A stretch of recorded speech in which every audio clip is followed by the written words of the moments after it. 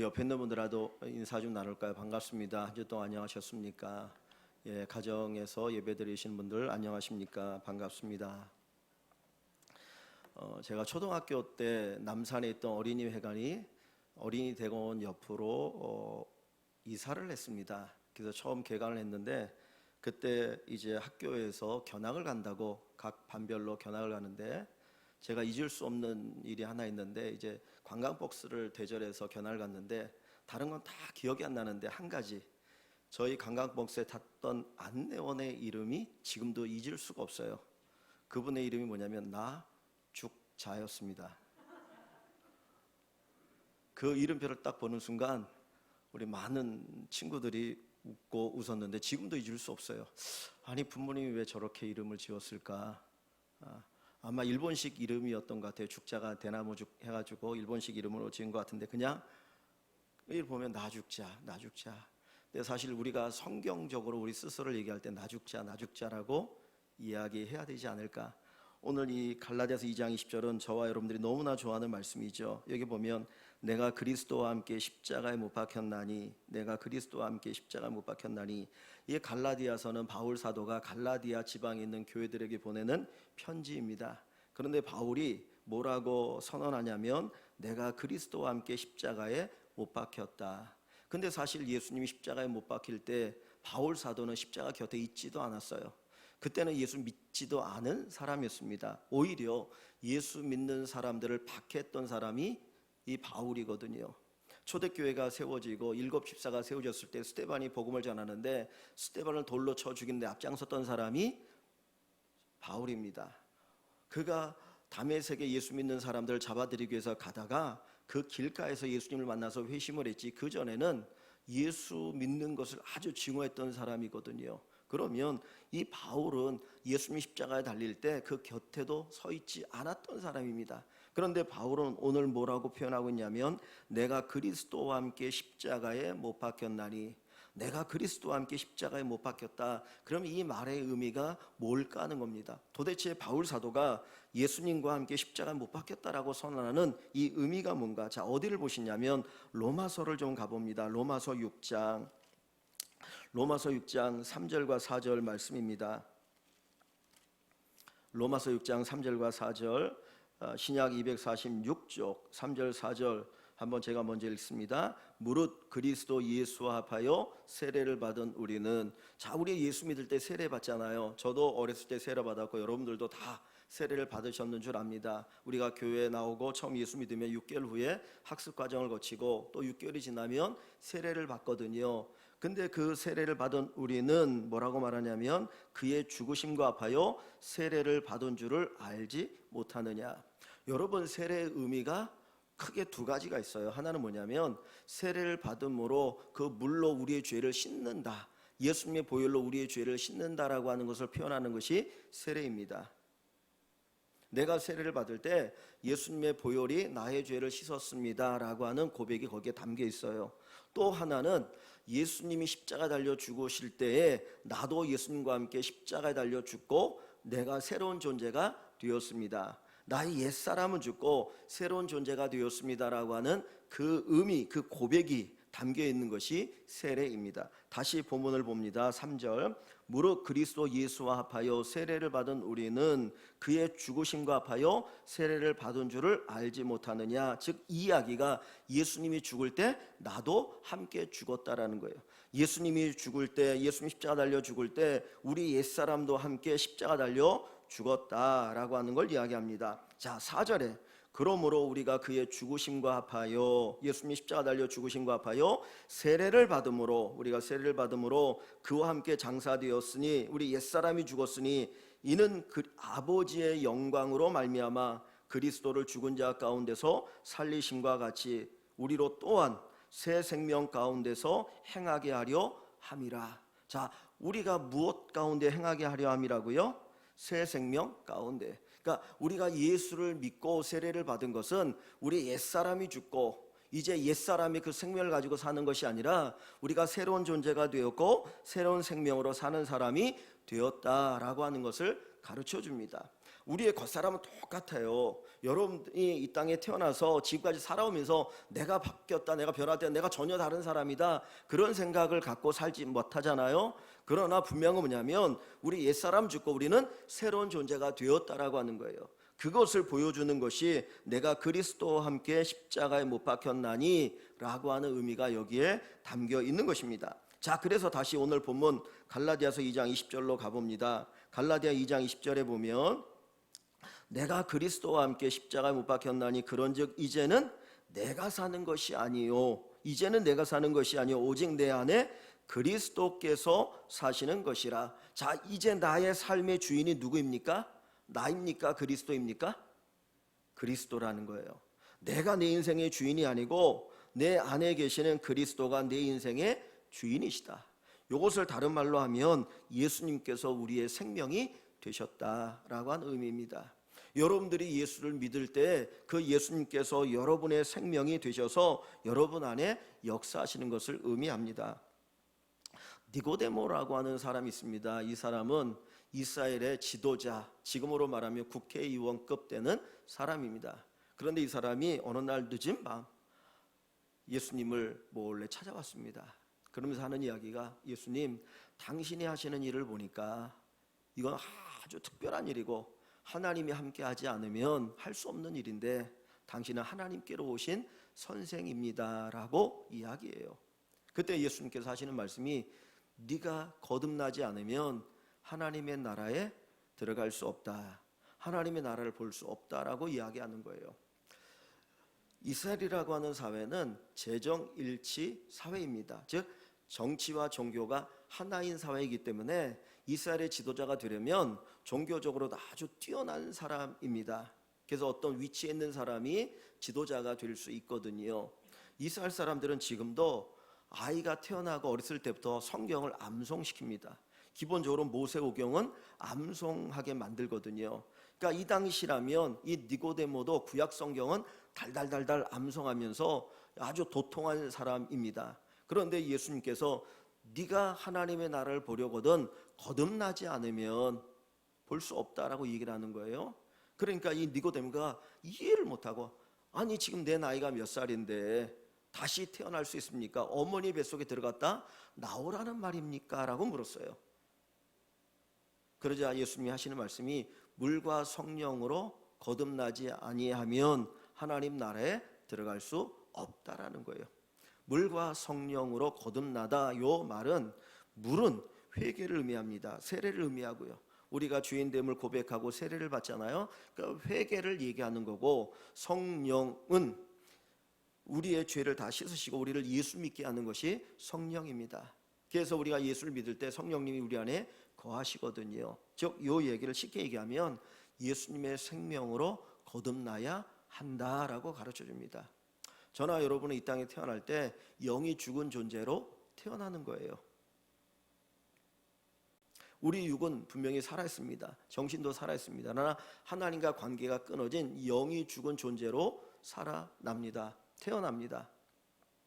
우리 교회가 이 본당이 지하에 있기 때문에 여기에 꽃꽂이를 하지 못해서 그냥 조화를 갖다 놨는데요. 꽃꽂이를 할 때 보면 이렇게 나무로부터 꽃을 자르지 않습니까? 그리고 놓는데 꽃꽂이에 있는 꽃이 살은 꽃인가요? 죽은 꽃인가요? 엄밀하게 따지면 그건 죽은 거죠. 그죠? 조금 지나면 이제 시들어서 완전히 말라버린 걸 우리가 보지 않습니까? 인간은 하나님과 관계가 끊어진 존재로 태어나기 때문에 사람은 영적으로 죽은 존재로 태어납니다. 그래서 예수님의 생명으로 다시 태어나는, 거듭나야 된다라고 하는 거예요. 그래서 우리 믿음의 성도들이 예수님의 생명으로 거듭난 것, 이것이 바로 신앙의 시작이 되어집니다. 근데 요한복음 3장에 보면 예수님께서 믿음으로 영생을 얻는다 그랬어요. 우리가 예수님을 믿는 것을 다르게 표현할 때는 영접한다는 말로 써요. 예수님을 영접했다. 예수님 영접했다. 예수님이 우리 눈에 보입니까? 안 보이잖아요. 여러분들이 어느 순간에 예수님을 내 마음에 모시거나 그런 건 안 보이잖아요. 그런데 우리가 예수를 믿는다라고 하는 것을 예수님을 내가 영접했다라는 말로 표현하고 있고, 그것을 우리가 예수의 생명으로 산다라고 하는 표현을 씁니다. 그래서 골로새 4장에 보면 바울 사도가 뭐라고 말하냐면 우리의 생명이신 예수 그리스도, 예수님이 우리의 생명이 되셔요. 그래서 그 예수님의 생명을 가지고 살아가는 사람들이 바로 우리 믿음의 성도들입니다. 이 시간 한번 우리 스스로에게 물어봤으면 좋겠습니다. 진짜 내가 예수님을 모시고 살아가는가? 내가 예수님을 믿는가? 그리고 그 예수님의 생명을 가지고 살아가는가? 그러면 우리는 다 그리스도인이고 구원받은 사람들입니다. 우리 성도 모든 분들이 예수님을 모시고 살아가는 귀한 축복이 있기를 주님의 이름으로 간절히 축원합니다. 두 번째로 우리는 예수로 죽어야 합니다. 예수로 살고 예수로 죽어야 합니다. 이 갈라디아서 2장 20절 앞부분에 내가 그리스도와 함께 십자가에 못 박혔나니 그랬습니다. 내가 그리스도와 함께 십자가 못 박혔다는 이 말은 뭡니까? 죽었다라는 말이잖아요. 그죠? 십자가는 죽음이잖아요. 그러니까 바울 사도는 내가 예수님과 함께 죽었다라고 스스로를 선언을 하고 있습니다. 그런데 약간 조금 다른 표현이 하나 있는데 어딜 보시냐면 고린도전서 15장을 가봅니다. 앞에 보면 고린도전서 15장 31절, 고린도전서 15장 31절입니다. 신약성경 281쪽. 자, 15장 31절 말씀을 우리 한번 같이 읽어볼게요. 31절. 형제들아, 내가 그리스도 예수 우리 주 안에서 가진 바 너희에 대한 나의 자랑을 두고 단언하노니 나는 날마다 죽노라. 자, 여기 보세요. 나는 자랑을 두고 너희에 대한 나의 자랑을 두고 단언하노니, 이 말은 내가 뭐 자랑할 게 있다는 거예요. 내가 너희에게 자랑할 게 있는데 그 자랑거리가 뭔 줄 아니? 그러면서 하는 말이 나는 날마다 죽노라. 갈라디아 2장 20절에서는 분명히 바울 사도는 내가 그리스도와 함께 십자가에 못 박혔다 그랬어요. 내가 죽었다라고 얘기했거든 이미. 그런데 다시 고린도전서 15장 31절에서는 나는 날마다 죽는다라고 표현하고 있어요. 나는 날마다 죽는다. 날마다 죽는다. 여러분, 이 말이 됩니까? 죽으면 한 번 죽으면 끝 아니에요? 그런데 어제 죽었는데 오늘 또 죽고 내일 또 죽고 모레 또 죽고, 이게 말이 안 되는 거 아닌가요? 이미 그리스도와 함께 십자가 못 박혀 죽었다라고 선언했던 바울 사도가 이 고린도전서 15장 31절에서 나는 날마다 죽는다, 날마다 죽는다라는 표현을 쓰고 있어요. 어제도 죽고 오늘도 죽고 내일도 죽는다. 우리가 가끔 이런 표현을 쓰죠. 좀 제발 성질 좀 죽여. 그놈의 성질 좀 죽여. 당신은 그것 때문에 안 돼. 이런 이야기를 우리가 쓰잖아요. 성질 좀 죽여라. 성질 좀 죽여라. 바울 사도가 날마다 죽는다라고 할 때 그 뭘 죽이는 거겠습니까? 뭘 죽이는 걸까요? 자, 어디를 보시면 갈라디아서 5장으로 가봅니다. 갈라디아서 5장. 오늘은 제가 성경 구절을 몇 개 좀 찾겠습니다. 갈라디아서 5장 16절입니다. 갈라디아서 5장 16절부터 21절까지 제가 조금 읽어갑니다. 갈라디아서 5장 16절부터 21절. 내가 이르노니 너희는 성령을 따라 행하라. 성령을 따라, 성령은 다른 말로 하면 예수님의 생명이라고 표현할 수 있어요. 예수로 행하라. 그리하면 육체의 욕심을 이루지 아니하리라. 자, 여기에 육체의 욕심은 우리 안에 있는 죄성을 이야기해요. 죄성. 사람은 태어날 때부터 죄성을 가지고 태어나죠. 그래서 거짓말을 가르치지 않아도, 나쁜 짓을 가르치지 않아도 다 스스로 거짓말하고 나쁜 짓을 해요. 왜냐? 인간이 죄성을 가지고 태어나기 때문입니다. 여기 욕심이란 표현을 죄성이라고 얘기할 수 있어요. 왜냐하면 욕심이 잉태한 즉 죄를 낳고 그랬기 때문에 욕심은 죄성입니다. 죄성.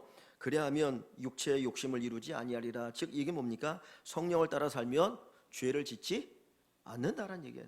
네가 성령을 따라 살아야 죄를 짓지 않아. 요 얘기를 하고 있어요. 자, 그러면서 17절에 육체의 소욕은, 육체의 욕심, 육체 안에 있는 죄성은 성령을 거스르고 성령은 육체를 거스르나니, 두 개가 지금 반대가 되어서 우리 안에서 뭐 하고 있어요?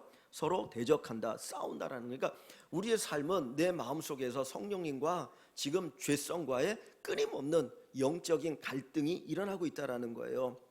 죄가 이기면 죄를 짓고 사는 거고, 성령님이 이기면 우리가 성령이 기뻐하는 삶을 살아가게 되는 거예요. 그러니까 끊임없이 이 두 가지가 우리 안에 있는데, 자 보세요. 그러면 19절에 보니까 육체의 일은 그랬어요. 육체의 일은 다시 말하면 우리 안에 있는 죄성이 우리로 하여금 짓게 하는 죄가 뭐냐? 육체의 일은 분명하니 곧 음행과 더러운 것과 호색과 그랬어요. 음행과 더러운 것과 호색과 이건 뭡니까? 성적인 죄를 얘기하는 거죠. 그죠? 성적인 죄를 얘기합니다. 성적인 죄. 두 번째 20절에 우상 숭배와 주술과, 요거는 우상 숭배, 종교와 관계되어 있는 죄를 얘기합니다. 하나님을 섬기지 않고 우상을 숭배하고 자기 미래를 잘 살기 위해서 주술 점을 치고 하는 것들, 요건 종교적인 죄이죠. 그 다음에 원수 맺는 것, 분쟁, 시기, 분냄, 당짓는 것, 분열, 이단, 투기, 요건 뭡니까? 사람과의 관계 속에서 맺는 죄를 이야기합니다. 남을 미워하고 시기하고 질투하고 이런 관계 속에서 맺어지는 죄를 얘기하고 있어요. 자, 그 다음에 술 취함과 방탕함과 세상적인 잘못되어진 쾌락을 쫓는 걸 얘기하죠. 술 취함과 방탕함과 또 그와 같은 것들이라, 그와 같은 것들이라. 이 외에도 수많은 죄들이 있는데 이 죄들이 끊임없이 우리 안에서 일어나게 된다라는 거예요. 사람들은 단순히 겉으로 죄 안 지으면 죄를 인이 아니라고 생각합니다. 그런데 예수님 뭐라고 말합니까? 음욕을 품는 것이 간음이다. 형제를 미워하는 것이 살인이다라고 얘기하거든요. 그러니까 우리 마음속에 있는 그 죄성, 그것 자체가 이미 죄인 것을 얘기합니다. 그런데 우리가 이것을 이길 수 있는 힘이 우리에게 있나요? 우리 스스로에게는 없어요. 우리가 율법적으로 도덕적으로 많은 걸 알아도 우리가 이 죄를 이길 수가 없다라는 거예요. 그래서 바울 사도가 날마다 죽는다라고 하는 이 말의 의미는 뭐냐면 자기가 이 죄성을 성령을 통해서 하나 예수를 통해서 그것을 죽인다라고 하는 것을 우리에게 가르쳐 주는 것입니다. 로마서 7장에 가보면 바울 사도가 탄식을 합니다. 오라 나는 공고한 사람이로다. 이 사망의 몸에서 누가 나를 건져내겠느냐라고 얘기를 하거든요. 그는 선을 행하고 싶었어요. 죄를 짓지 않고 선을 행하고 싶었는데 그는 자기 자신을 보니까 선을 행하는 자기가 아닌 죄를 짓는 자기를 보게 된다는 거예요. 그래서 내가 이렇게 죄인이구나 하는 것을 깨닫게 됩니다. 우리 스스로는 죄를 이길 수 없어요. 저도 죄를 이길 수 없고 여러분도 죄를 이길 수 없습니다. 목사라고 하는 직책이 죄를 이기게 하지 않아요. 우리가 가지고 있는 어떤 직책이, 우리가 가지고 있는 어떤 지식이 죄를 이기지 못하게 합니다. 오히려 그것들이 교묘하게 죄를 가리고 자기가 죄를 짓는 것을 다른 사람이 보지 못하긴 할지 모르지만 죄를 짓지 않고 살게 하지는 못한다라는 겁니다. 그런데 그 죄를 이길 수 있는 방법이 뭡니까? 바로 하나님의 생명이에요.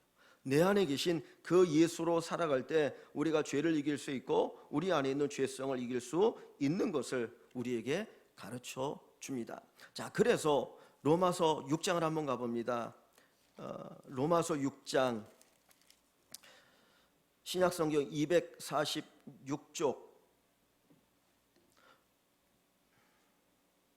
로마서 6장 6절을 보시면 로마서 6장 6절을 보면 이렇게 표현하고 있습니다. 우리가 알거니와 우리의 옛사람이 예수와 함께 십자가 못 박힌 것은 우리 옛사람이 십자가 못 박힌 것은 죄의 몸이 죽어 다시는 우리가 죄에게 종노릇 하지 아니하려 함이라. 우리가 다시는 죄의 종노릇 하지 않기 위해서 죄의 종노릇 하지 않기 위해서 우리 옛사람이 십자가에 못 박혔다. 그래서 바울 사도를 이것을 가리켜 날마다 죽는다라고 하는 표현을 쓰고 있는 것입니다. 우리가 예수로 살아갈 때, 저와 여러분들이 예수로 살아갈 때 우리가 죄를 이길 수 있고 하나님이 기뻐하는 삶을 살아갈 수가 있게 됩니다. 그래서 다시 오늘 본문 뒷부분에 갈라디아서 5장 아까 읽었던 그 본문을 가봅니다. 5장 24절에 보시면 5장 24절에 가보시면 308쪽입니다.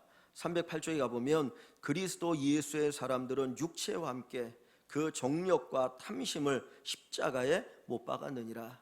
우리가 예수로 살아가면 그 육체와 함께 정욕과 탐심을 십자가에 못 박아 그거를 죽이고 그리고 살아가게 된다 하는 것을 가르쳐 줍니다.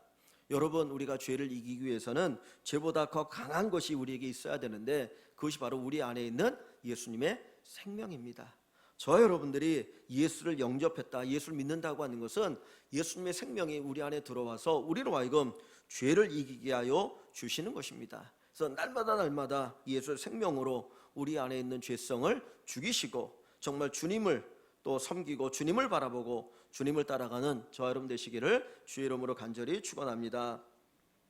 세 번째로 우리가 예수로 살고 예수로 죽고 그 다음 다시 예수로 살아야 합니다. 예수로 살고 예수로 거듭나고 그 다음 예수로 죽고 예수로 살아야 합니다. 즉 예수님께서 십자가 달려 죽으셨다가 부활하신 것처럼 그 예수님의 부활 생명을 가지고 우리가 살아가야 할 것입니다. 우리가 예수로 산다라고 하는 이 말의 의미는 뭐냐면 우리가 선한 일을 하든 무슨 일을 하든 예수님의 생명, 예수님의 능력으로 그것들을 감당해야 된다라고 하는 의미가 여기에 담겨 있어요. 예수님께서 산상수훈에서 의에 대한 이야기를 하실 때 이런 얘기를 합니다. 야, 너희가 의를 행할 때 사람들에게 보이려고 의를 행하지 말라. 너희가 구제할 때 사람들로부터 칭찬받기 위해서 구제하지 말고, 너희가 금식할 때 사람들에게 보이려고 그냥 인상 팍팍 쓰고 금식하지 말고, 기도할 때 사람들에게 보이려고 길거리에서 기도하지 말고 골방에 들어가서 기도해라고 말씀하셔요. 우리가 사실 의를 행하고 선을 행할 때에 우리의 가장 힘든 게 뭡니까? 우리가 누군가를 도와주고 할 수 있죠. 그런데 도와주고 나면 무슨 생각이 드냐면 저 사람이 알아줘야 되는데, 내가 이만큼 좋은 일 했으니까 상대방이 알아줘야 되는데 알아주지 않으면 섭섭한 마음이 있거든요. 근데 예수님 뭐라고 말합니까? 네가 구제할 때 선을 행할 때 오른손이 하는 일을 왼손이 모르게 하라는 거예요. 그 말은 뭡니까? 의식하지 말라는 거죠. 아무런 의식하지 말고 내가 선을 냈다, 내가 남에게 좋은 일을 했다, 내가 누굴 도와줬다, 그거에 대해 의식하지 말고 당연히 해야 될 일을 했다라고 생각을 하라는 거예요. 근데 우리가 선을 행할 때 그렇게 할 수 있는 방법이 뭡니까? 내가 하는 것이 아니라 내 안에 계신 예수님을 통해서 행할 때 그것이 가능하다라고 하는 것을 우리에게 가르쳐줘요. 바울 사도는 정말 선을 행하고 싶었습니다. 어떻게든지 선을 행하길 원했어요. 그런데 로마서 7장에 보면 내가 원하는 선을 행하지 못하고 오히려 악을 행한다라고 그는 탄식합니다. 정말 선한 일, 하나님 기뻐하는 일, 다른 사람들이 유익되는 그 일을 하고 싶은데 자기 스스로는 그것을 하지 못하고 있다라는 거예요. 요즘 득템력이라는 말을 많이 씁니다. 아주 희귀한 명품을 이렇게 얻을 수 있는 그 능력, 그것이 그 사람의 어떤 능력을 평가한다고 해서 득템력이라는 말을 쓰는데요. 명품일수록 가짜가 많습니다. 명품일수록 가짜가 많아요. 어떻게 보면 가짜가 명품보다 더 진짜처럼 보일 때가 있어요. 선을 행하는 것도 하나님의 능력으로 행하는 선이 있고 사람의 힘으로 하는 선이 있어요. 그런데 그것이 비슷해 보여요. 그런데 사실은 전혀 다르다라는 거예요. 우리의 힘으로 하는 그 선은 그 뒤에가 뭔가 내가 드러나길 원하고 내가 높아지기를 원하는 거예요. 이 세상에 있어서 그런 일들이 있습니다. 근데 주님께서 우리에게 하게 하시는 그 선이라고 하는 것은 나의 힘으로 하는 것이 아니라 철저하게 하나님의 능력으로, 하나님의 생명으로 하는 선한 일을 하는 것입니다. 내가 누군가가 알아주지 않아도, 누군가 그것을 인정해 주지 않아도 그냥 하나님이 하라고 하셨기 때문에, 하나님 내 안에서 행하셨기 때문에 행하는 그 선, 그것이 바로 예수로 사는 자의 삶이라고 하는 것을 우리가 기억해야 할 줄 압니다. 예수님이 우리 안에 계실 때 우리의 내면이 변화되어지고 바뀌게 되어지죠. 그러면 선을 행할 수 있고 전혀 다른 삶을 살아가게 됩니다. 친구 목사님 가운데 제가 이렇게 존경하는 목사님이 있어요. 저보다 나이가 한 3살 정도 많으신 목사님인데 같이 이렇게 있다 보면 음식을 먹어도 항상 맛있다 그래요. 너무너무 감사합니다. 근데 제가 볼 때는 별거 아닌 것 같은데 그런 생각이 들어요. 잠자리에 같이 누워도 너무너무 좋다고, 모든 일에 감사하다라고 얘기를 합니다.